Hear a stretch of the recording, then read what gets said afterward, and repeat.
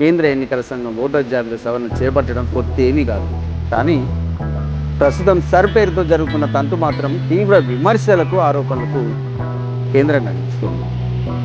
బెంగాల్, తమిళనాడులో ఇండి కూటమి పార్టీని గెలవకుండా చేసింది ఇదేనని కాంగ్రెస్, తృణమూల్ కాంగ్రెస్, డిఎంకే లాంటి పార్టీలు ఆరోపిస్తున్నాయి.